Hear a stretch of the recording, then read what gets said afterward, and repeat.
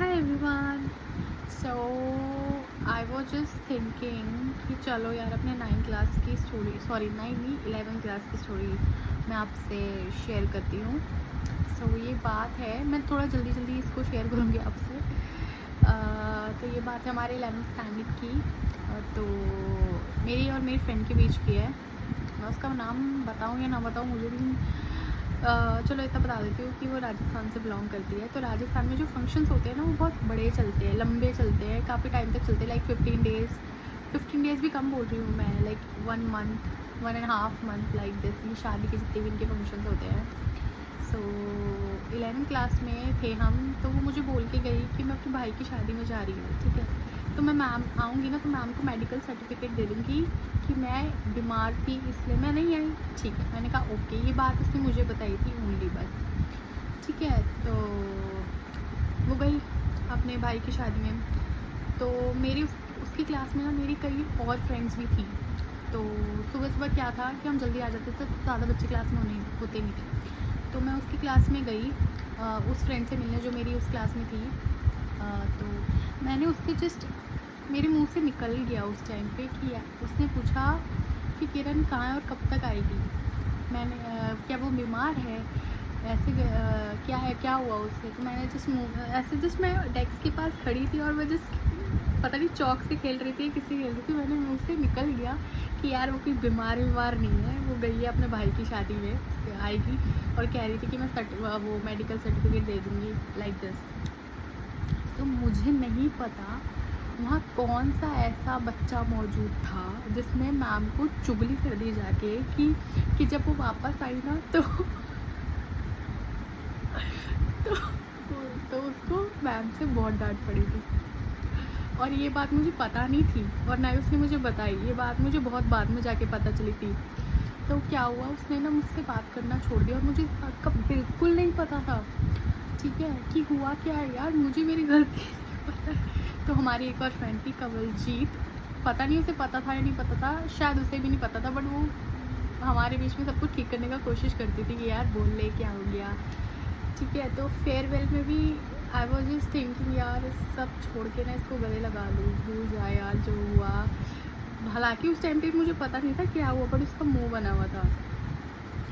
ठीक है, तो एग्ज़ाम के टाइम पे मैंने जब उससे पूछा क्लास में जाके कैसा गया एग्ज़ाम, तो मैं सोचा बात कर लेगी. तो शी वॉज़ लाइक हाँ अच्छा गया, ठीक है. और तब से मुझे लगा यार छोड़ो, मुझे बात नहीं करनी थी, इसे करनी होगी खुद करेगी. तो 11 स्टैंडर्ड की बोला ना, 12th की है, सॉरी मुझसे मिस्टेक हो गई. 12th की है, आई नो लास्ट ईयर था, फेयरवेल था ना. हाँ यार है.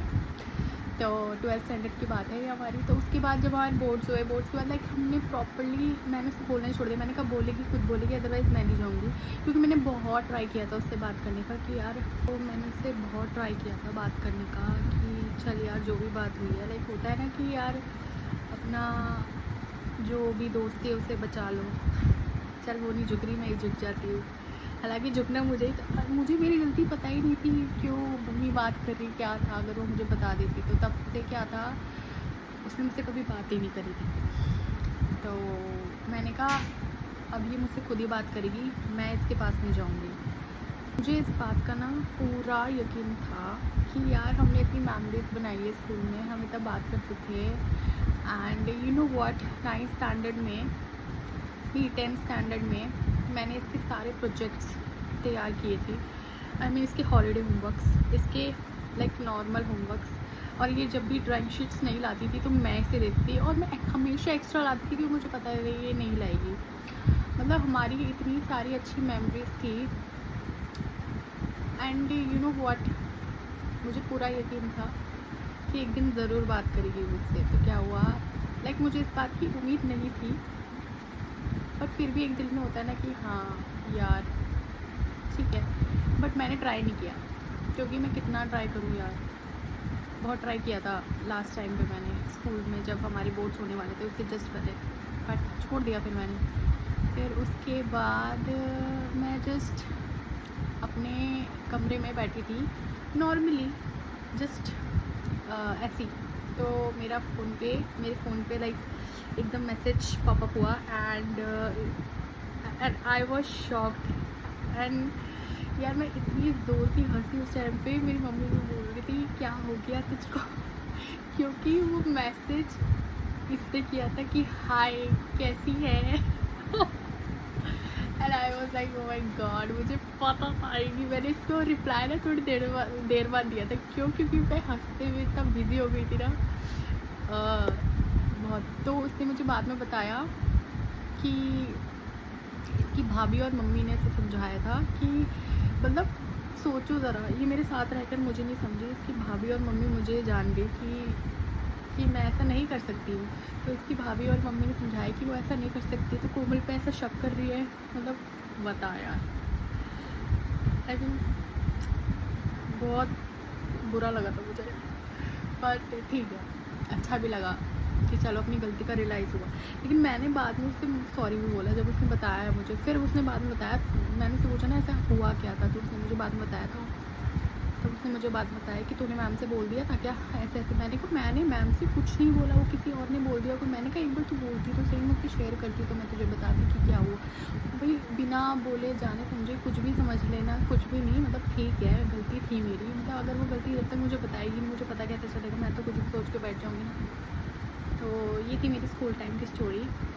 सो बेसिकली इसके सुनाने का मतलब यही था कि अगर आप किसी को लाइक आपका कोई बेस्ट फ्रेंड है या कोई भी है, ठीक है, अगर आप एक हद तक जाओ उसके पीछे, अगर वो आती है या आता है, कोई भी रिलेशन हो आपका, कोई भी, मतलब ये तो मैंने अपनी फ्रेंड्स की रिलेशन की बात बताई।